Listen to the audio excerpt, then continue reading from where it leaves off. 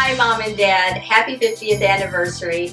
Brad and I thought it would be extra special to celebrate tonight by going and taking a video journey back through your 50 years together. We hope you enjoy it. Love you. This is your life. The story starts in 1941 in Aurora, Illinois, with you, Dad, being born to Mildred Harris and Ray Johnston. And you were the cutest baby with a head of dark hair, and amazingly, I think you look almost identical today. And Mom, your story starts the next year in Madison, where you're born to Marvin Brixton and Margaret Mary Matson. And here we have a great picture of you on your trike with your beloved Grandma Augusta. It was in high school that your stories converged when, Mom, you moved to Cambridge and got a glamorous, exciting cashier job at the grocery store owned by our grandpa, and who apparently everyone was afraid of except you. And so you and Dad had some great high school dating days, the details of which will be left unsaid, but we know there was a lot of boating involved. Dad, I heard the story of your first date, that you had a convertible and that you had figured out that it was raining and that if you left the passenger side window down, the seat would be wet and Mom would have to sit next to you. So I didn't realize you were such a Casanova, but that's a nice move. So we have this lovely picture of you at your formal in Whitewater, looking all dapper and dashing.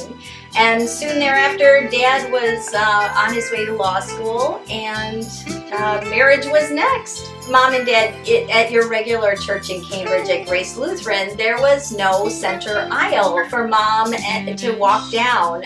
So you decided to get married at East Koshkonong Church, which is such a charming little Norwegian Lutheran church in the country. And we have the prettiest pictures of that still today.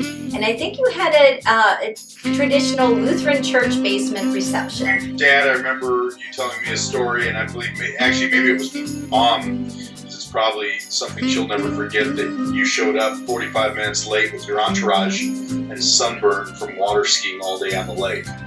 So Dad, as the story goes, you were golfing shortly after the wedding, set your ring on your bag to hit golf balls, and it was never seen again. So we're not sure if you really didn't like wearing a ring, but we'll pretend that you were heartbroken and searched high and low for that ring, but eventually Mom got you another one. So a short 10 months after your wedding, I was born, and we have the adorable baby announcement that you sent to your dad, Mom, and we have the photo of that darned bird mobile, and I remember you told me I never managed to get one of those birds.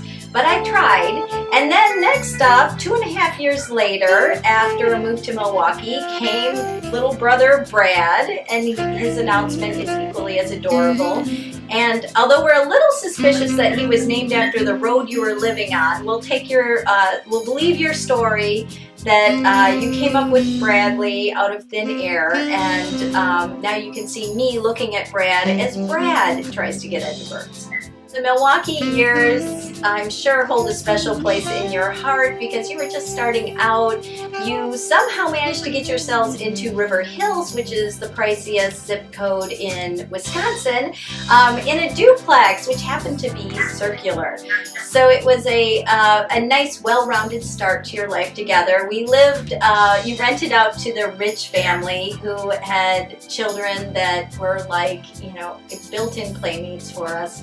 We had an idyllic time in Milwaukee, and then we moved to Mequon, to that beautiful ranch house and I remember having Louie there, and just as our life was getting rolling there, Dad got an opportunity he couldn't resist.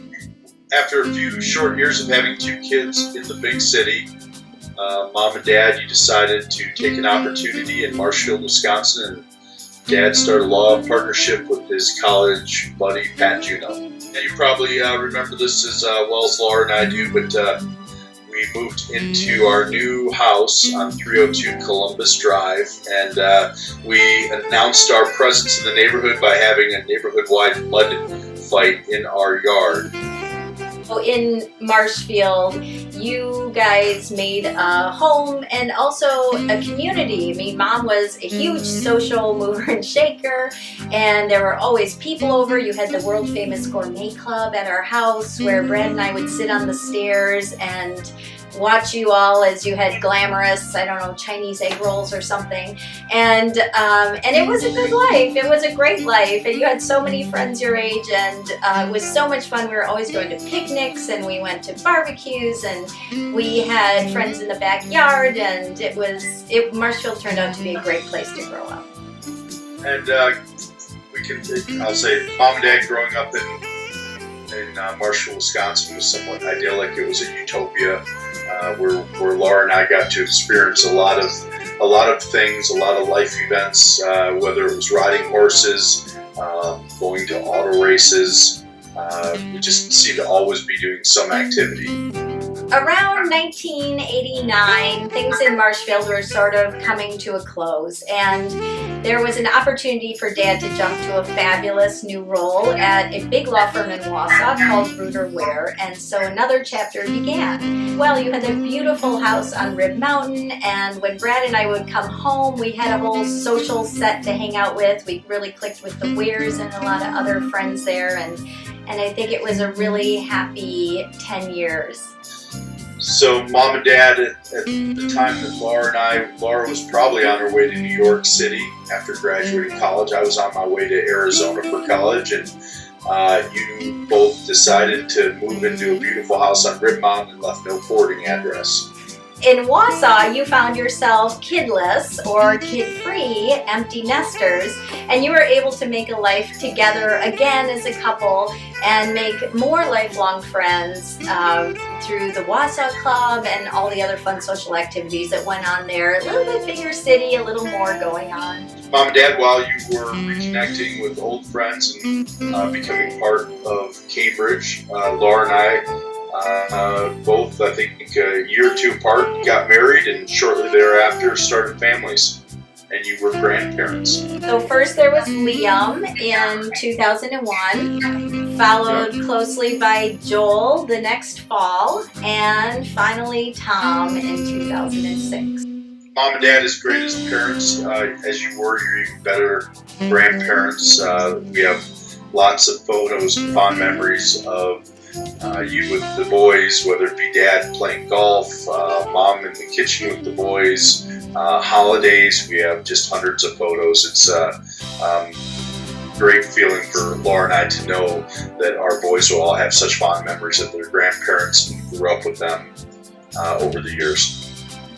So Mom and Dad, on your 50th wedding anniversary, Laura and I love you both. Thank you for all the sacrifices you made over the years and the great role models that you are. Thank you. Hope you have a great night tonight. Love you all. Cheers. Cheers.